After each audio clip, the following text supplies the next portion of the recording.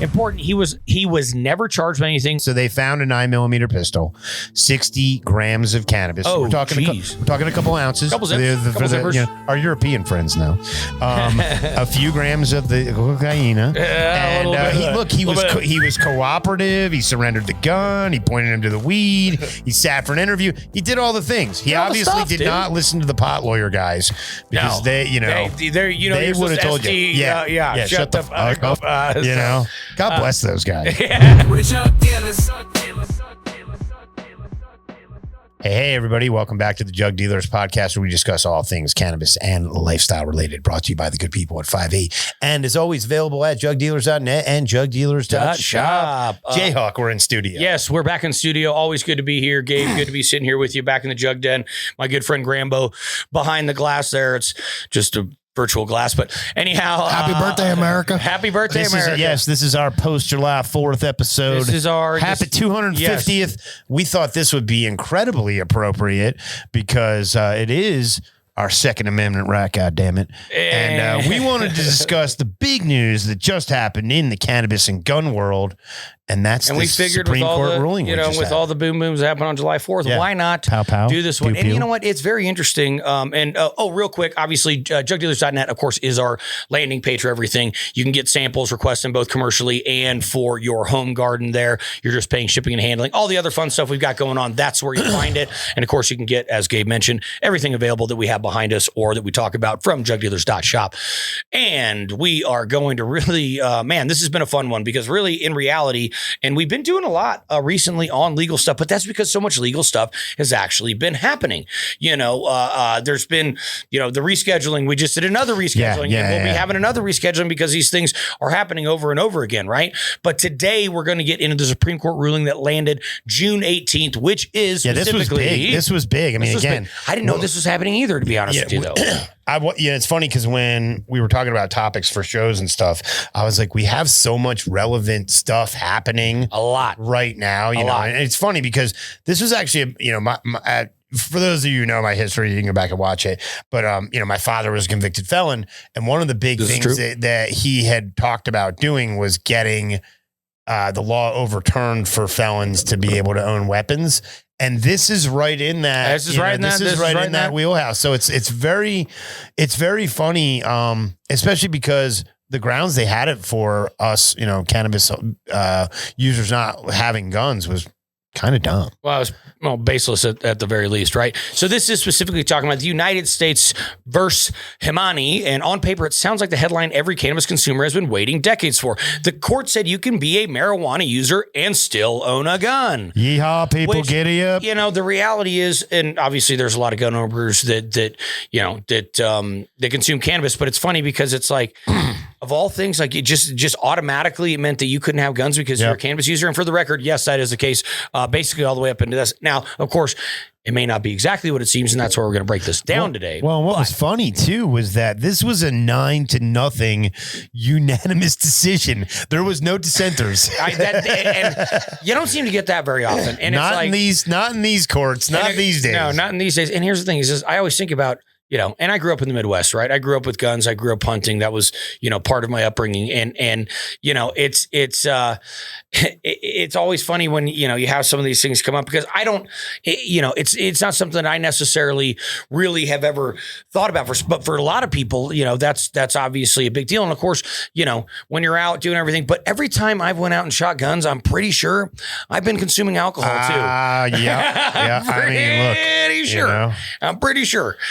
So it's like, you're like, wow, anyway, pretty baseless, pretty funny. Glad they're actually figuring out a way to rectify some of these issues. So here's the funny part. The headline's kind of the trap. Yeah, that's what I was going to say. Shit. Yeah. So what is the real... Yeah, what's the real deal, right? The skinny mini? Well, the actual ruling is actually way narrower than the internet thinks, and the gap between what people heard and what the court actually said is exactly where folks are going to lose their gun rights, their permit, or their freedom. So we're going to do what we always do, and again, we're going to dive deep, but we are not your legal consultants. No, we always like to say that right off the top, at least when we remember it.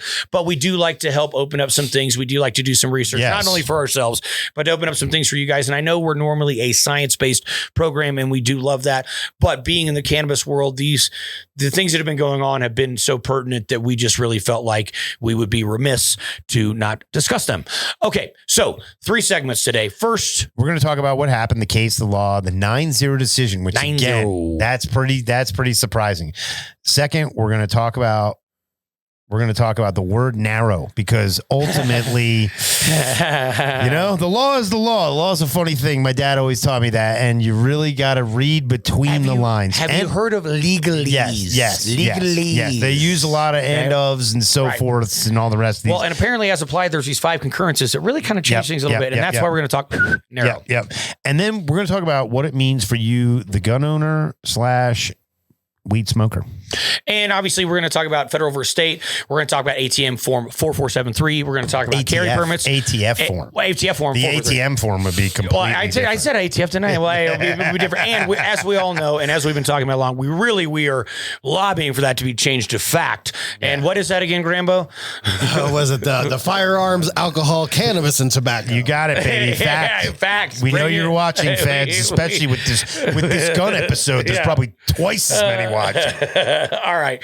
So let's talk about what actually happened. And before anybody celebrates, let's get the facts straight, right? Because in this case, the facts are everything. Just and the facts, the wording is really, really important. This wasn't some sweeping declaration that weed and guns are fine forever. No, not at all. Damn it. If it was one guy, one statute, and one very, very specific set of circumstances. Specific set of circumstances. Let's meet this gentleman. So, who is Ali Daniel Hamani? Well, he was born in Texas. No surprise there. Dual U.S. Pakistani citizen, grew up around Dallas, has a steady job, and lived with his parents. I'm not trying to be a dick, but I find it surprising they all I just seeing line 1 and seeing our courts in this land. I find it surprising that they ruled this way in the first place. Yeah, just saying. Hey, well, let's, okay. 2022, FBI agents get a warrant and search family home. They suspected terrorism-related activity. Kind of figured that was going to happen. He's wearing a shirt that says love. Yeah, how could he? I mean, but are you hiding this in plain guy? sight? Not Who a knows? terrorist. Anyway, I can tell you. Important. He was never charged with anything terrorism-related. Not even one count. Can you move that down a little bit there, Grambo? Up a little bit. Oh no, no. So they found a 9mm pistol, 60 grams of cannabis. Oh, we're talking a couple ounces. Our European friends know. A few grams of the cocaine. And he was cooperative. He surrendered the gun. He pointed him to the weed. He sat for an interview. He did all the things. He obviously did not listen to the pot lawyer guys because they would have told you, shut the fuck up. God bless those guys. So, and, in an interview, he admits he uses marijuana about every other day. That emissions, it's basically the entire case. 6 months later, they charge him based solely on that statement. Now, understand, he got arrested in Tejas, right? Yeah. So Tejas, they have some pretty aggressive laws around. That's a little bit different. Yeah. And then you figured some other stuff. We're not going to, I mean, I'm not going to say profiling, but maybe I will. I don't know. Whatever, So apparently it makes it a federal crime for any unlawful user or addicted to any controlled substance to possess a firearm. So, and that's for up to 15 years. So I think that's where the whole thing was, the addiction thing. And so his admission of consuming every other day was a smoker. An admission of addiction, I suppose. Yeah, is that basically what we're kind of talking here? Well, yeah. And where did the blow go? Where did the blow go? The initial charge was cocaine. Then it was just weed. I did see that on the ticket, right? Okay. Anyway, so look, cannabis is still a federally controlled substance, Schedule 1. Even with the stuff that's going on when he got busted, it was still Schedule 1. Right. So a dispensary customer in Michigan. So a dispensary customer in Michigan with a gun in the closet is on paper exactly the person this statute describes. Okay. So being that it is Schedule 1, obviously we hope it's moving to Schedule 3, but still we're not there yet. So I see what you're saying. It basically means they could never have. It's the same statute they went after Hunter Biden on. Oh, well, you know what I mean? Is that when he lost his cocaine in the White House? Yes. Oh. It might have been his cocaine. We're noticing a theme. I am seeing some level of connection the here. theme is no one cares about the cocaine and everyone seems to care about the weed. This is where I'm getting I'm just saying. The 80s are in fashion. Yeah, no, I'm just like, what the hell is going on here? Okay, let's talk a little bit look about at this sweater. Yeah, screams cocaine, dude. It's actually called a cocaine cardigan. he's a handsome boy. He's a handsome cocaine Is that cashmere? cardigan. Oh god. Cashmere. All right. Let's talk about a little bit of the framework. A la 2022, gun restrictions only survive if they match the nation's historical tradition of firearm regulation. So I guess Rahimi in 2023, which would be U.S. versus Rahimi, softened it. So you don't need a historical twin, if you will, just the same underlying principle. Again, this legalese. All right. So the government's analog, founding era habitual drunkard laws. Didn't even know these existed, by the way, which again, you would think if it was based on addiction, habitual drunkard, what the hell's going on here, right?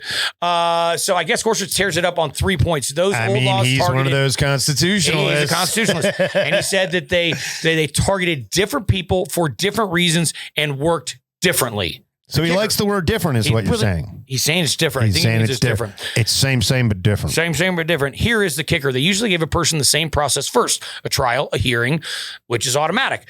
Strips you the right the moment you become a user. No hearing, no nothing. That's crazy. Mm-hmm. So, I mean, that's no due process. That's no, that's just, so if you were viewed, and this is again, based on these habitual drunkard laws, which again, we are not legal experts, and nor that I knew existed. So you got 40 legal states, and up until 2 weeks ago, every adult use consumer with a gun in the house was technically a federal felon. It's kind of what it sounds like. Yep. I mean, am I putting that together right? Yes. Okay. So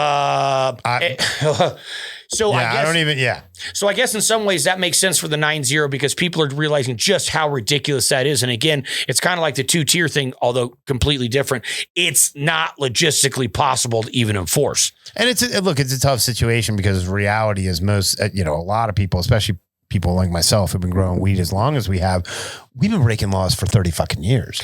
Like a habitual drunkard is legally defined as someone who frequently and customarily consumes alcohol to excess, resulting in repeated intoxication and the ability to manage personal affairs effectively. Yeah, it sounds about right. Yeah. But they all have guns. Habitual drunkard. Okay. Now, here's what's weird. Gorsuch and Sotomayor on the same side. Why? This is a never. This is a no. Almost never. Yeah, this is a never. We're talking in the 1%. I don't.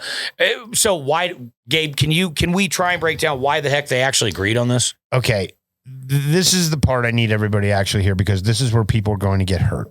Gorsuch used one word over and over in his opinion. Narrow. The other time was different, and then he went to narrow. Yeah. And that's where my father always taught me this. Law is tied up in words and being able to read the words and interpret them. You know what I mean? And if you skip past that word, you're going to walk away believing something the court never really said. Well, that seems to be a problem. And so really narrow it is as applied. The court struck the law down as applied to Ali Khamenei specifically. They did not strike the law itself off the books. The statute still exists. It applies to the other people. Can you slide that up a little bit, GRAMBO? It's applies to the other people and their facts. You understand here? So this is very interesting. So it's not the marijuana gun ban is dead. It's the ban can't be used against this guy on these facts. But it also does create some legal precedents that it says that this has been done before, and so somebody can use that as legal precedents if I'm not correct, right? Yes. But yeah, that's really interesting. So you want to talk about narrow? That's as narrow as it gets. Let's talk about narrow number 2. 5 justices wrote separate concurrences. They agreed on the result, not the road to get there. Yep. Thomas goes off on a whole separate Commerce Clause argument that I don't have a clue what he's talking about. The Congress can't even regulate mere gun possession. He says it's basically a different fight entirely. Yeah, he's like we came to the same end, but the way I got there, I did not drive the road. And he basically just said, it's a different fight entirely, and we shouldn't even be talking about it, or Congress shouldn't be a part of it, right? Well, and really read the 9 versus 0 correctly. It's not that they're unanimous. It's that they agreed on the narrow answer because they can't agree on the broad one. So it's not really. You know what I mean? So it's not really. Do we need to read that a second time? So unanimity here is a fragile consensus on a tiny patch of ground, not a sweeping win. I mean, that's basically they agreed on this because they couldn't agree on this. Yes, lesser of two evils kind of thing. So they didn't even really agree. Really, that is very interesting. Let's talk about narrow. Point number 3, Hunter Biden. The court basically signals this would not have protected him because he was, on the record, addicted to harder drugs, not an occasional cannabis user. Hold on. Wait a second. Hold on. Because when this was written, cocaine and cannabis are basically classified as the same. So I'm calling bullshit on this part. I don't disagree with you. And here's the thing: the addicted to prong of the statute is basically untouched, right? That's like one of those that's completely subjective. That's not objective. Heavy drug users and addicts, are still completely exposed. Which I'm not saying that's the worst thing in the world, but it's like, where do you draw the line? And again, when it comes to cannabis, which is a habitual using type of thing, it's for a lot of people, it's like coffee. You know what I mean? It's something that's done. It's not addictive, but it is habitual. I prefer to think of it more like water, but sure. He doesn't drink coffee either, guys. So, so let's talk about as applied versus facial in plain English. The single most misunderstood point in all of the coverage, right? And again, this is the legalese. Everybody, I did not want to interrupt the show. However, we need you to help us by taking your grow to the next level. Go right on over to jugdealers.shop and pick up some Slicium. Don't let bugs or a failed AC or a broken pump take your grow down. Get Slicium at jugdealers.shop. It is readily water soluble and uptaken immediately to thicken cell walls and reduce any and all abiotic and biotic stresses. Keep in mind, this is how we support the show. We are never sponsored. We are funded by you taking your grow to the next level. So to support us and your grow, head on over to jugdealers.shop and get yourself something real nice. Now back to the show. All right. What does it mean for you? What does it mean for you, the listener / possibly gun owner? I'm not going to call anybody out. Yeah, we're not. It's fine. Hey, okay. You do you, bud. You do you. So let's cut to the legal theory. Our audience is growers. They are patients. They are consumers in legal states and non-legal states and legal countries and non-legal countries. What changes Monday morning? Well, what's the real answer? The real answer is something real changed federally and almost everything else stayed exactly where it was. Here's a reality check, and this is the most important couple minutes of the episode. So everybody lock in. Gabe, what's the real win? The real win is if you're an occasional consumer keeping a legal gun at home, the risk of an as applied federal prosecution like Gmuneyluv just got a lot weaker. That's genuine. That's real, people. That is genuine. Now, if you are, let's just talk about the reality check number 1. I already have in my mind, but this changed federal laws, not state law. Not state law. Again, that's that. And as we know, the state laws can be very, very different depending on where you're at. Yes. And at the end of the day, the court didn't lay a single finger on them. Reality check number 2, the ATF or hopefully changed to fact form 4473. When you buy from a licensed dealer, the 4473 asks you if you are an unlawful user of marijuana and warns that state legalization doesn't change the federal law. Lying on it in its own, it's a felony on its own. That's where there's always been this kind of, So my suggestion is go to a state where you can still buy them at a garage sale. Tanner Gun Show, people. Just kidding. But you obviously want to be very careful of that. So until the ATF changes form or the DOJ changes the guidance on said form, checking no when the honest answer is yes still a lie. It's still a federal crime and will get you a felony. You can see it right there. GRAMBO, he's so quick and good at pulling this kind of stuff up. Let's talk about reality check number 3, and that's your concealed carry. If your CCW is a creature of state law, the federal ruling about possession in your home doesn't automatically clear you to carry. And definitely not across state law. No, sir. Reciprocity is its own minefield. And that means reciprocity of just concealed carry. States honoring other states. Right. Laws. Having nothing to do with cannabis, but you put both those things together and we really got ourselves an issue. What about reality check number 4? Well, that's the post-shooting trap. Even where the use and the carry are both legal, right? Let's just say a place like Colorado. If you ever use that firearm self-defense, a prosecutor can raise your cannabis use as evidence of impaired judgment at the time. Now, this was something that that definitely made me sit back a little bit and go, shit. So that Not also in the clear, kids. So here's the big thing. And this is what's really important. Permitted to own and legally defensible after a shooting are two completely separate questions. Yep. And that's where I really didn't, until we got deep into this, Gabe, I had, that didn't even occur to me at all. I can own it? Well, what if I can own it and I can't use it? It's like a gun with no bullets, but he's just going to throw it at him? I mean, what's the point? You know, I think that's still illegal.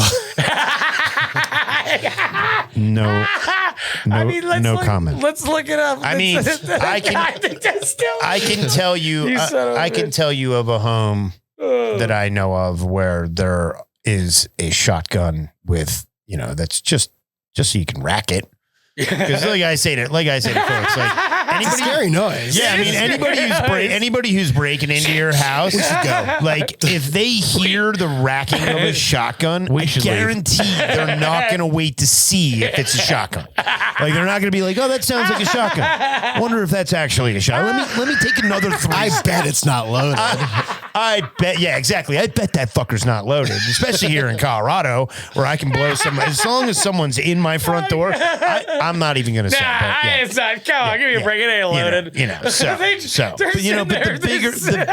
the bigger picture for folks is rescheduling was one bolt out of the federal prohibition scaffolding. So we got a bolt. Hamani is another. Banking will be another. None of the loan changes the building. Yeah. But you can feel things starting to shift. We wouldn't be on this show talking as much about a lot of these things. Talking about rescheduling, talking about. We're normally talking about nitrogen and phosphorus and shit like that. You think we really? But this is stuff. We are not your legal experts. Yeah, but this is stuff that is really relevant right now. It's definitely, we got a lot of people who are out here growing weed and owning guns and doing all this stuff. So it's good to know where you stand because this is important. And I would say, I want to hammer this point home a little bit too, because the fact of the federal crime, nobody wants to say no on a form when it really should be yes. And now you're a federal, now you really can't have anything. Now you can't vote. What if I quit smoking weed for a couple days to buy my guns and then I'm just asking for a friend.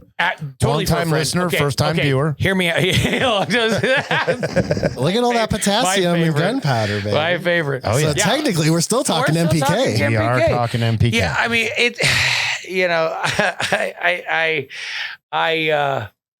look, don't lie on the form. Well, don't lie on the form is the biggest thing. But I literally look at it and go, okay, hold on. Hear me out here. Okay. Just spitballing here again for a friend.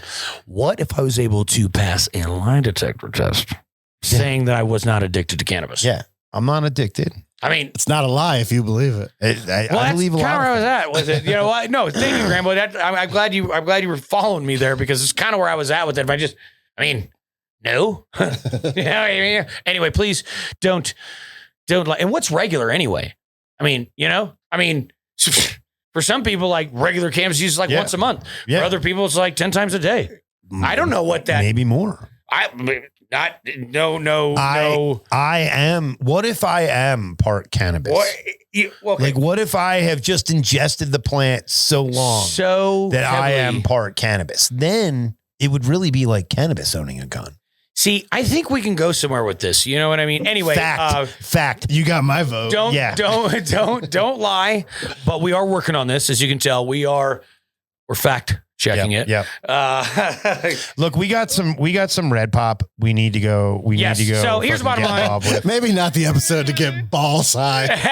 after the episode, and I don't have any guns. I don't even own guns. I don't know what they look like. Yeah, I've never seen one. Oh, we got guns. I've never seen one. Here's the bottom line, Hamani, and just put that up just a little bit. Right, a federal door did crack open for occasional consumers keeping a gun at home. Unfortunately, I don't know what occasional means anyway. I think occasional is like a couple times a day. I choose to recreate occasionally throughout the day. So we're good with that. So anyway, almost everything else stayed exactly the same where it was. Yay. State law, the 4473, your carry permit, reciprocity, and what happens occasional after is subjective. I believe it is too. I think occasional could at least be 5 times. Is the word occasional even in the Constitution? What is occasional? Occurring, appearing, or done infrequently? Occasional car went by, but no taxis. Yeah. I've seen. Yeah. I mean, but then like 20 at least of them or what? Once an hour, a taxi does go by. Yeah. So like that's all right. This is probably our shortest episode ever, and we've already gone too far. But this honestly, this was our holiday episode. We got some, we've had a great weekend, and obviously, happy July 4th. Pew pew pew. Hope you guys America had a great 250 and safe weekend. I hope that all of your fingers, your phalanges, are still on. Yep. Smoke your weed and shoot your guns. Celebrate America. Thank you guys. Very much appreciated. We really do love you. We really do appreciate you. From the Jug Den, until next time, we'll be bringing the science back, I promise. See you soon, guys. Peace. Pew pew.